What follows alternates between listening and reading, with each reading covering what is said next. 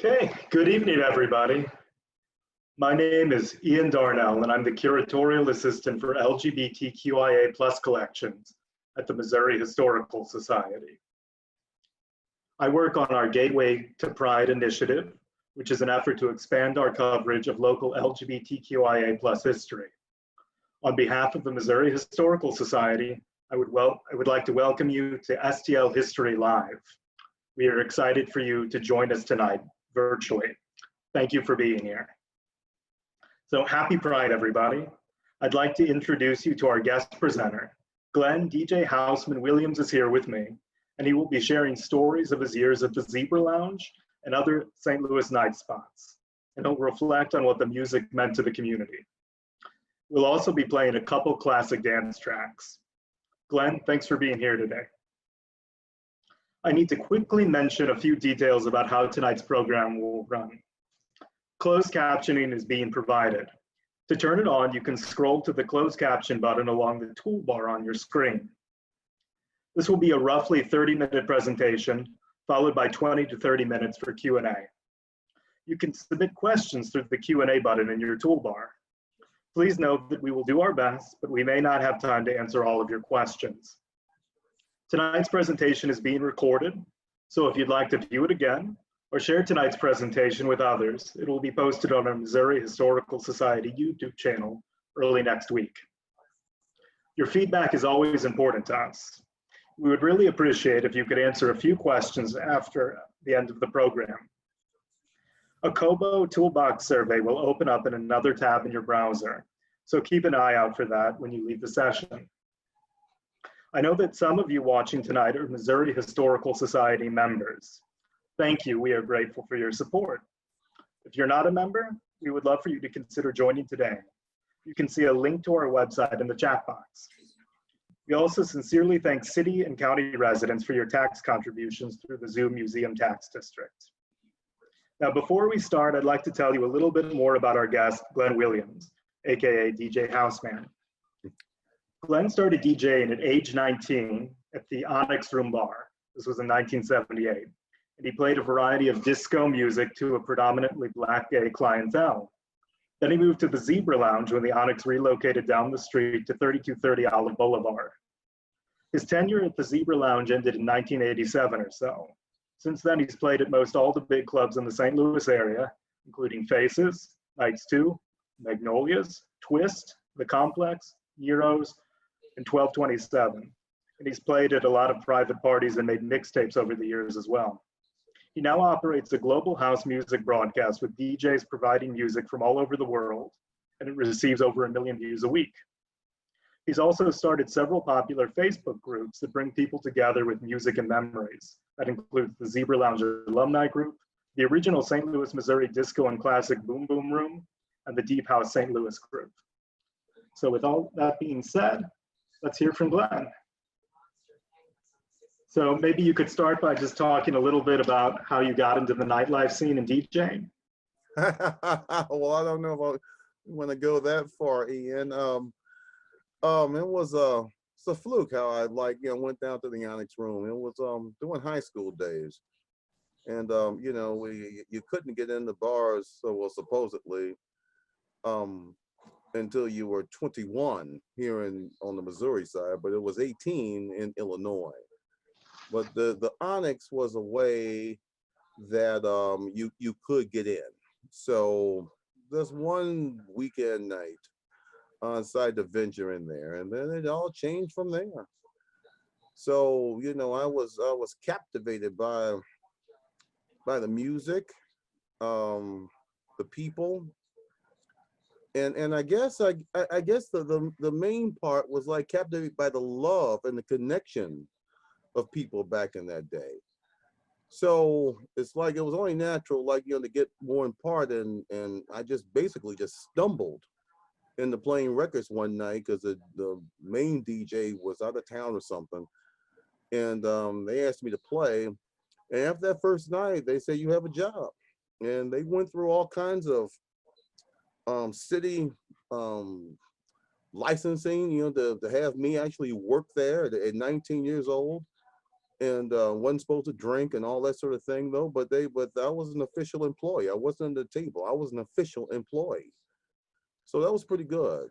And I was working at AT&T during the day and doing this DJ thing at night. So that was quite challenging. So, you know, it's this, and the rest is pretty much what it turned out to be.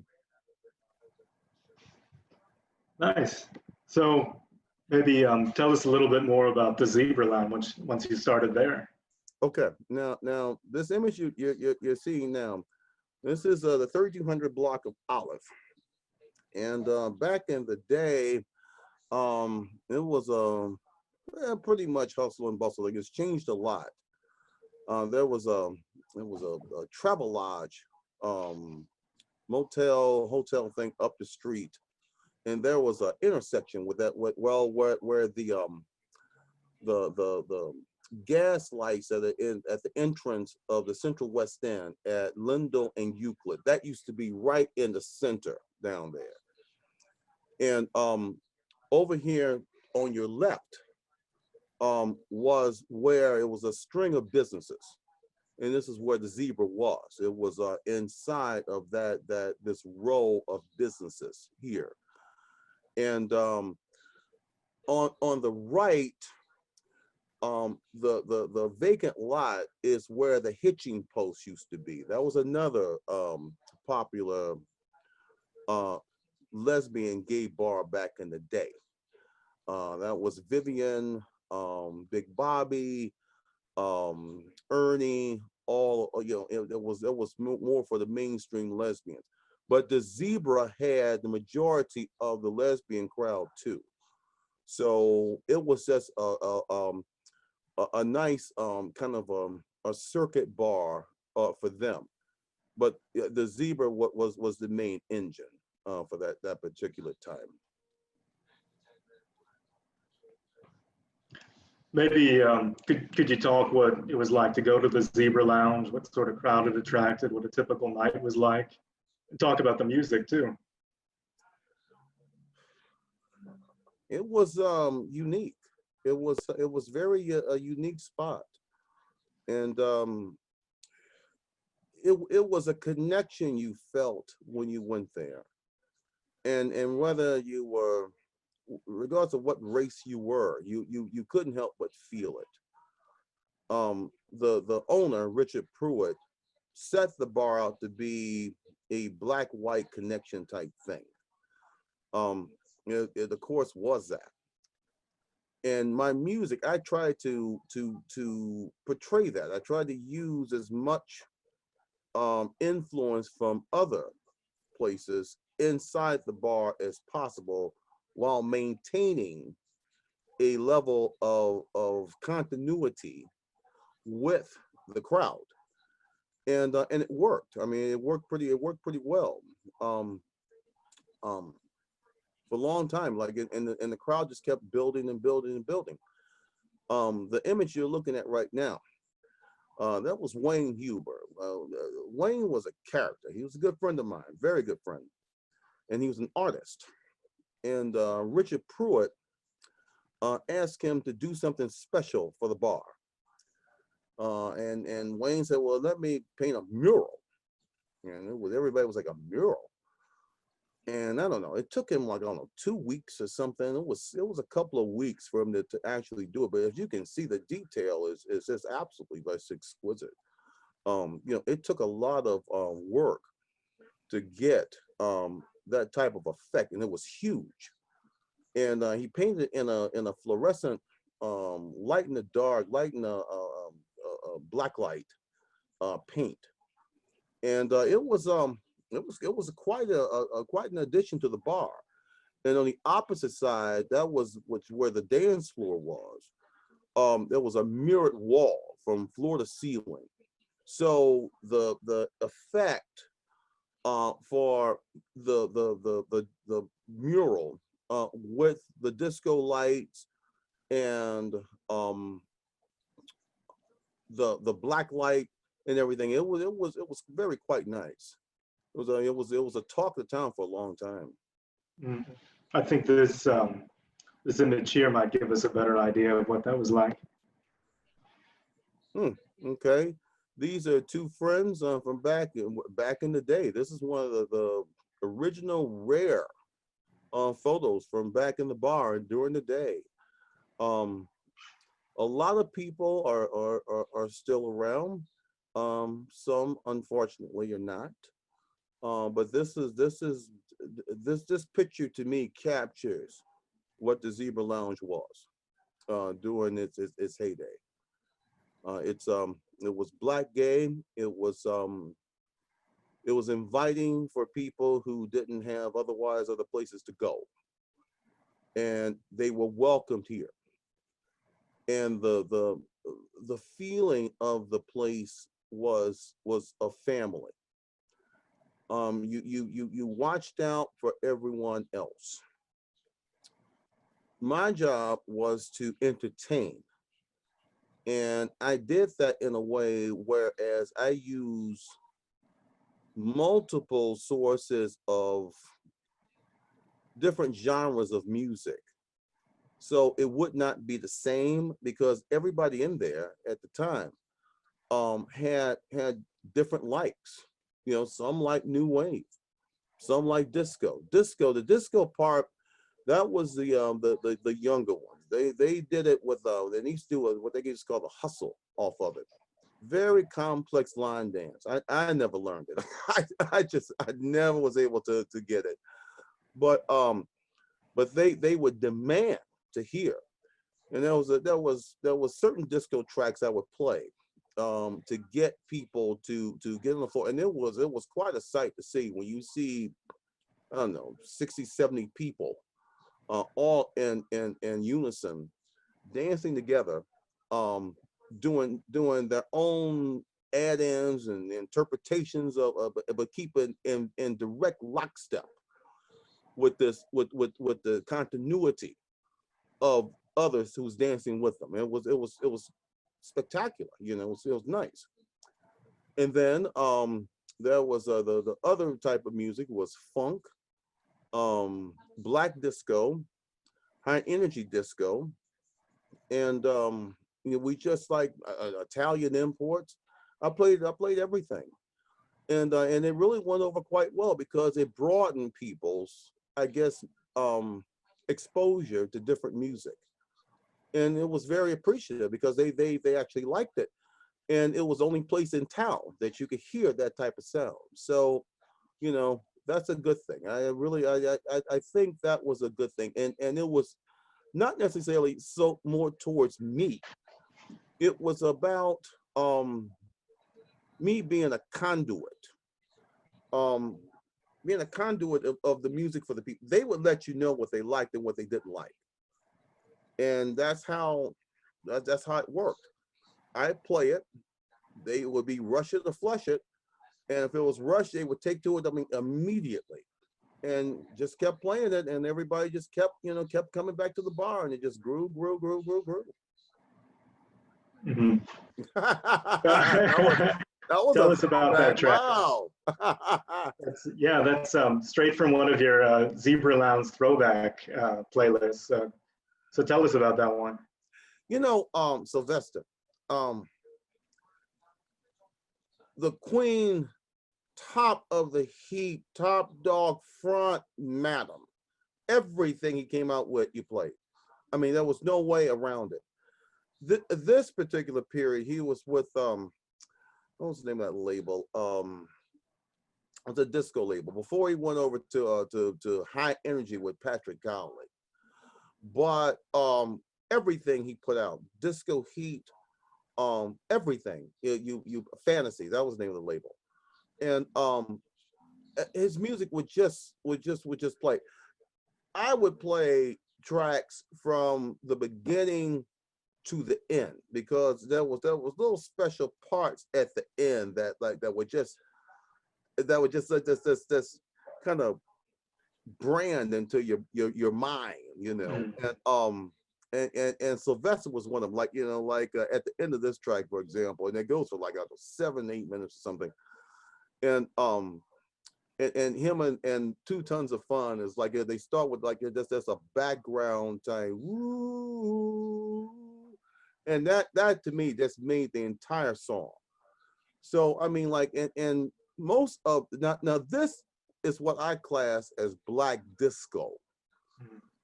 This is what and there was tons of other groups like them. Um, it was disco was sectioned off. It was well, no, that's not the correct phrase. It wasn't sectioned.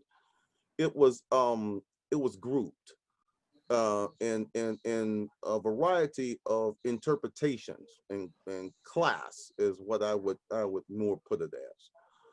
And High Energy had its thing, and this had its thing. Now Sylvester was able to cross High Energy into a more of a black and underground type sound.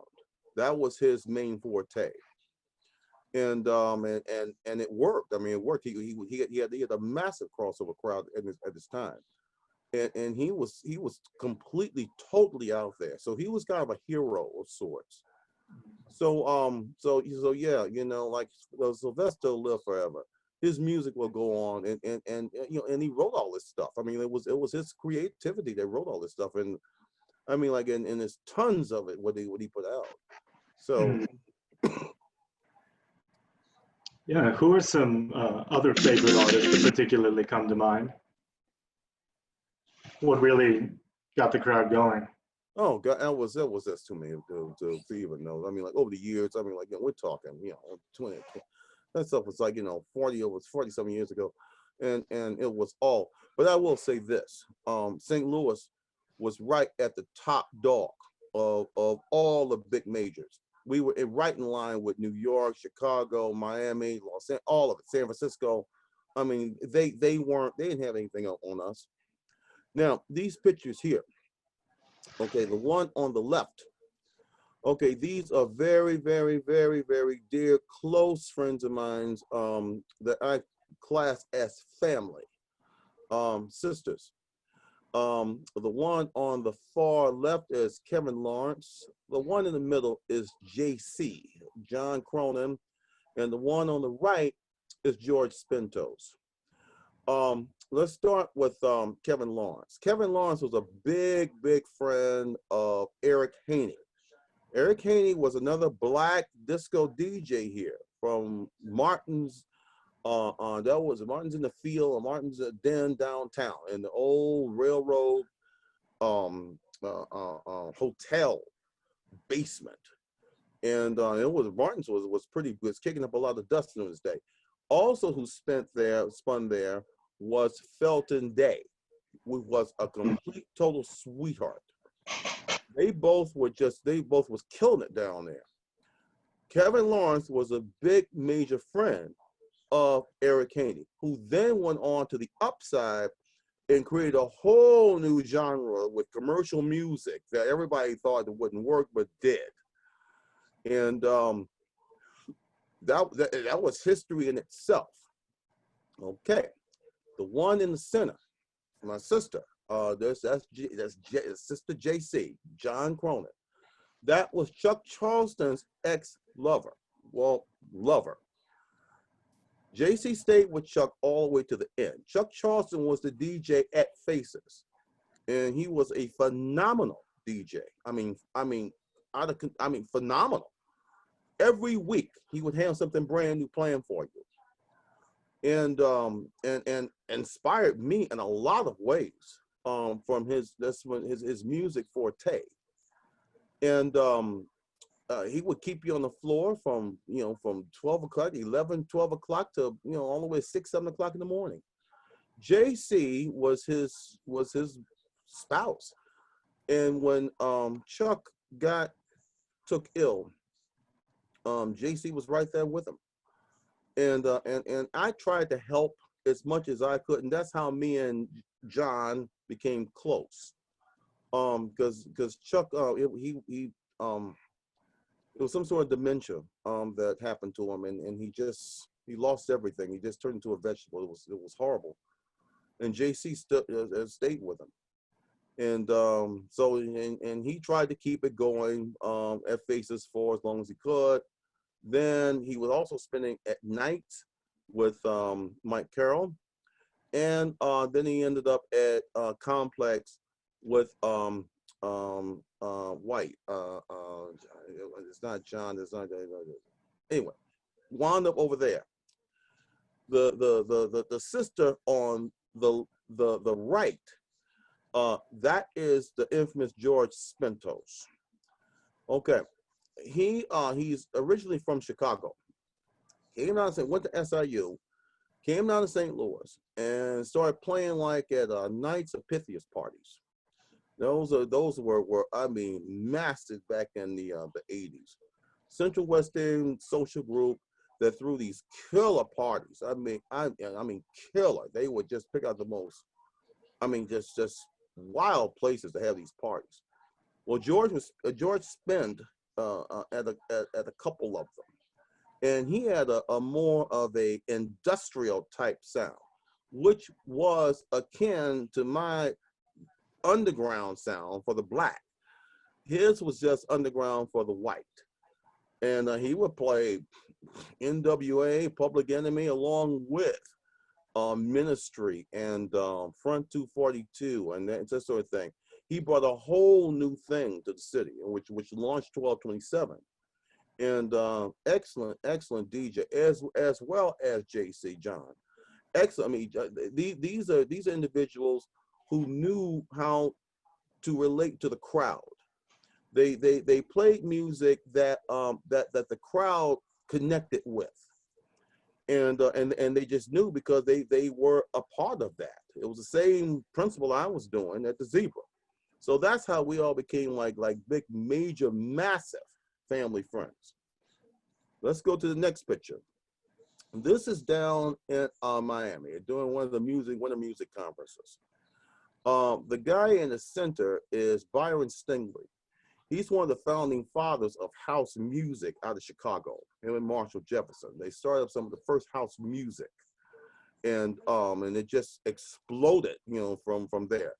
It's still very well renowned because they made something that is still happening to this day.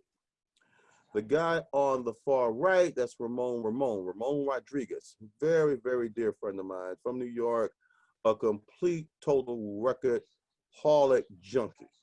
He was addicted to vinyl, and I loved him dearly.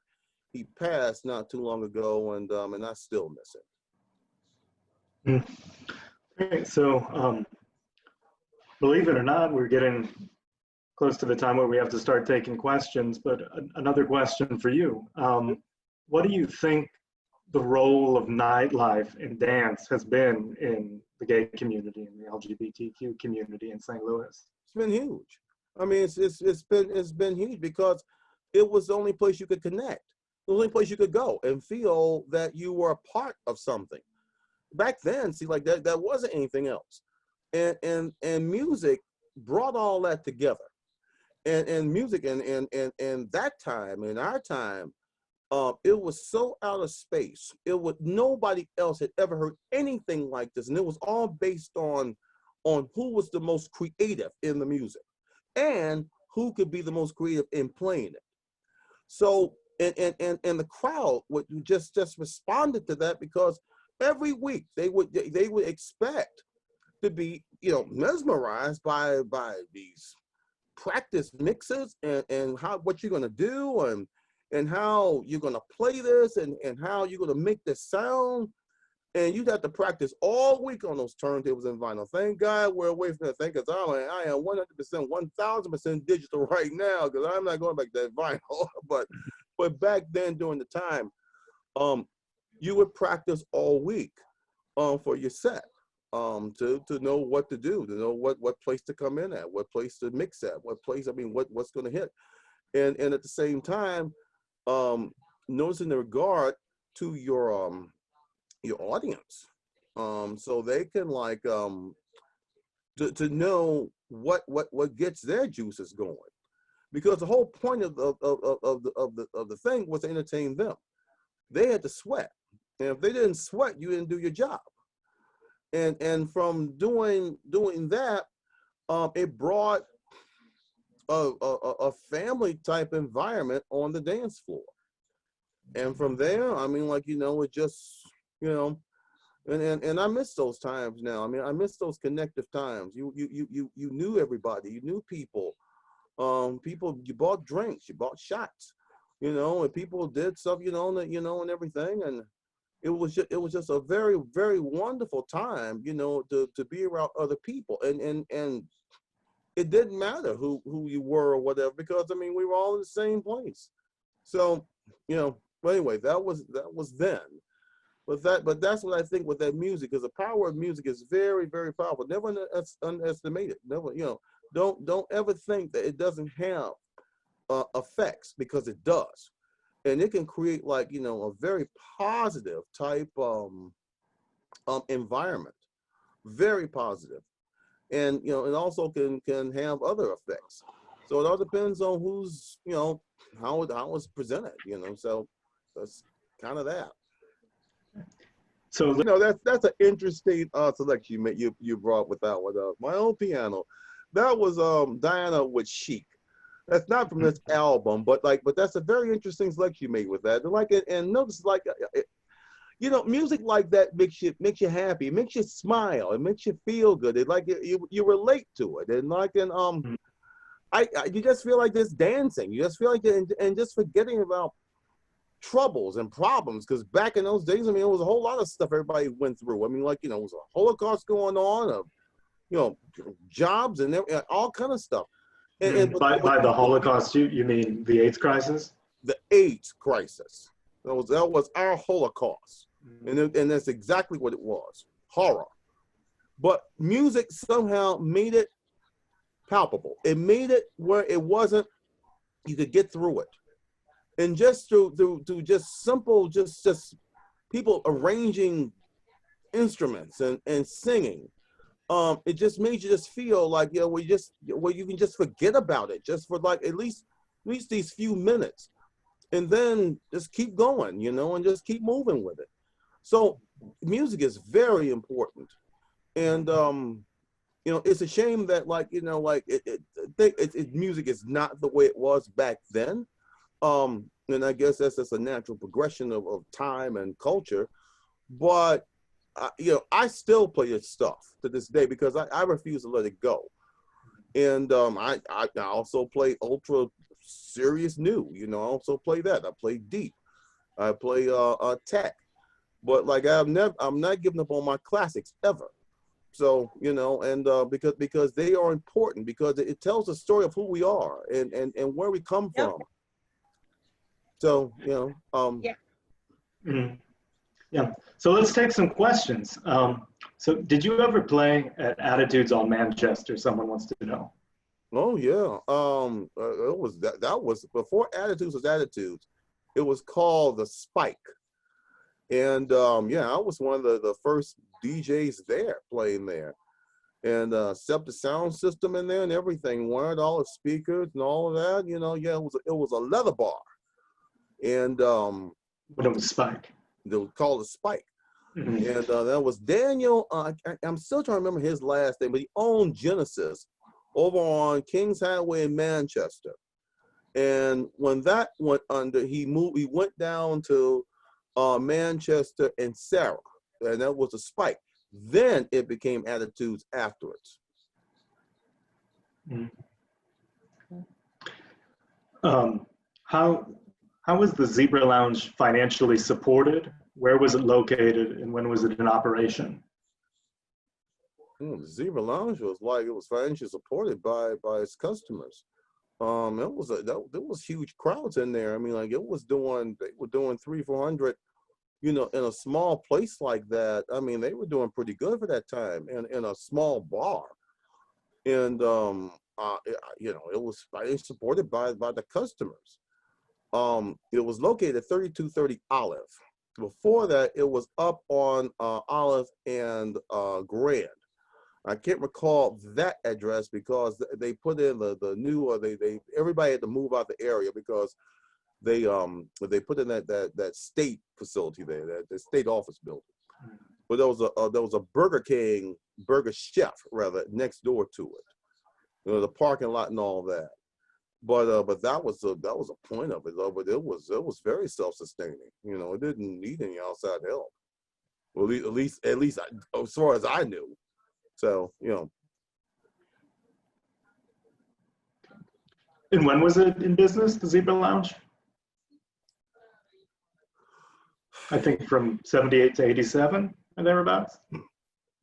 The Onyx Room was there way before 1978. It was a white, because that area up there was for white underground gay men back in the 50s. Okay. The Zebra, the Onyx Room rather, was bought by a guy who transformed it into a Black Connection thing, and that had to have been in early 70s, late 60s, if that, it had to be. By the time I got there, it was like on the tail end.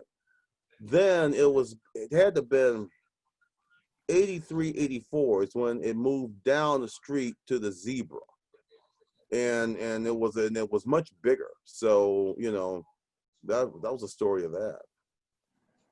Mm-hmm. So someone is commenting, there's a new short documentary about Sylvester that was just released, and it's on YouTube. It's titled "Love Me Like You Should," the brave and bold Sylvester. So. He was that. he was that. So, yeah. Well, speaking of a brave and bold character like Sylvester, who are some St. Louisans that come to mind as brave and bold characters? Some of the big personalities from back in the day. Well, you know, here's another, because it's such a shame. St. Louis has such a rich history of people and music and things we did. I mean, there's simply just too many to even mention, and I don't even want to like put one above another. But there are many legends here, and that could be for further discussions later on, I think. Figures that made differences. You know, like they stood out, and they made bold statements and boldness, and how they connected with bars and clubs and drag and style and fashion, and I was just in the music part. So I mean, like, as far as, like, you know, like, I mean, there are many people here who made distinctive differences here in St. Louis that, you know, either no more, or either no longer here, or just secluded. So that's a whole different thing. Mm. So a place we haven't talked about as much, what about Faces in the East St. Louis scene? Faces was a phenomenal force that was driven by Chuck Charleston. He was the creative force behind it. Before Faces, of course, they were the Red Bull. And they moved around the corner and created this huge disco bar. And the music was just nonstop. I mean, just it was the current stuff that was being played everywhere else. And Chuck brought that here, and it inspired me. I don't know how many other DJs it inspired, but it certainly inspired me because of his diligence to make a positive entertainment environment for people. That's what it was all about. It was so people could have fun, so you could feel something. You know, it wasn't about, he really didn't pretty much like focus it towards him like I never did. That kind of just kind of happens when you play music like that. You're daring to be different, and when you step out like that, you have to be able to back it up. So when you play new stuff and where nobody else is playing, you have to believe in it, and you have to play it in a way that connects and where people understand it. Because without that, it'll just be noise coming over speakers. Well, like my forte was my programming, where I was able to program music in a way that that connected with people and they understood it. And I use that same programming technique with white bars, with 1227, industrial, because when it comes down to it, people are people. They respond to the same thing. They may not respond to the same music, but in the same format, yeah, they will. Well, maybe I have time for one more question after this. So, what do you think's changed the most in the local nightlife scene or in LGBT life in general over the past few decades, and why do you think that change has happened? That's a most serious, complicated question. I think a lot of us have our own theories and opinions on that, and I think that needs to be discussed in like a more of a fourth setting. What I saw, I don't know. I do know it could have been a lot better. I do know a lot of those bars that are now gone should still be here. I do know that they did put out something that was worth it, that was worthy. Though the people put in their souls into this stuff, and they weren't supposed to ever be gone. They supposed to have been here to the last burning of Rome. I mean, that's how it was supposed to be. These weren't just fly by night organizations for drink money. They really believed in what they were doing. So what happened? That needs to be like, you need a lot more input for that, I think, to get like a clear understanding. Okay, and maybe the last question then, why do you think preserving and remembering this history matters? Well, then how do you know who you are? I mean, if you don't know where you come from and what you were about and the power that you had, the people had back then how are you going to build on anything? How are you going to make anything better? How are you going to progress? How are you going to move forward? How are you going to able to actually extend out what other people sacrificed, for, and why would it matter? So, I mean, I think your history is most assuredly important. And for me, it's through music. Now, a lot of other people may have other aspects of the culture that they can like maybe, include or add. For me, all I can talk about is the music part, because I know the effects of it and I know what happened back then. So why it's important to know about it, because all over the world right now, there are people that are still trying to be Paradise Garage, New York, Warehouse, Chicago, Studio 54, DC. I mean, there's still people trying to cap. That's why you still hear disco out there, because they're still trying to capture that spirit. And for us who were back there, to just give that up and just walk away and then just move into something like this that's foreign. Well, I mean, for me, that's just not acceptable. I'm just not simply doing that. So, I mean, because I believe what we did was most progressive, and just to walk away from that into something that you don't even know what it is, well, then I don't know what sense that makes. So for me, I'm all for new. I'm all for moving forward. I'm all for making things creative, because creativity is what it's all about. Because that's what it was about then, creative. Now, if you lose that, well, then I don't know. And if you don't know your history, I don't know how you can build on your creative. Well, any final thoughts before we wrap up?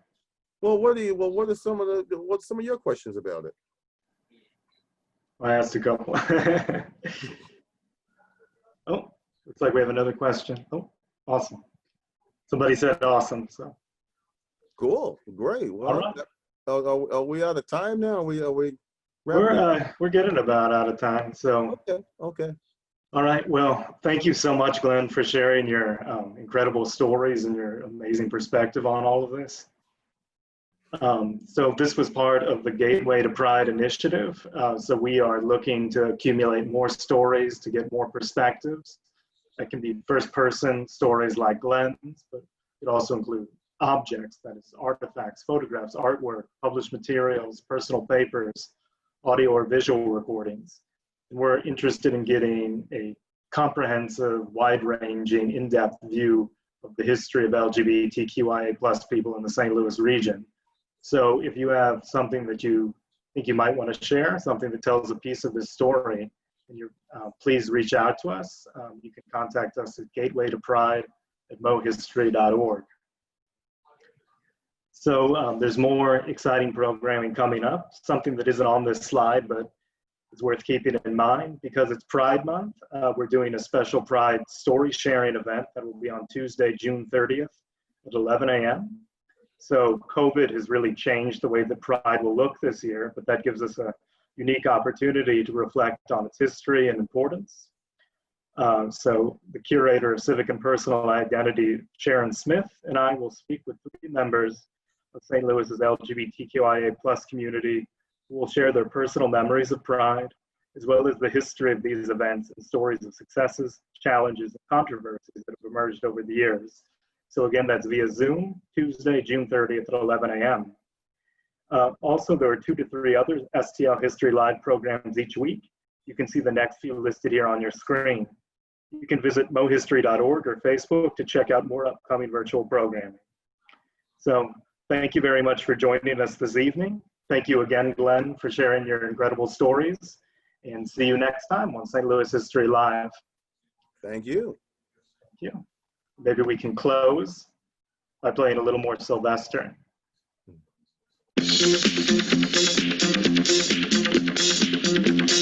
Thanks, everybody. Thank you.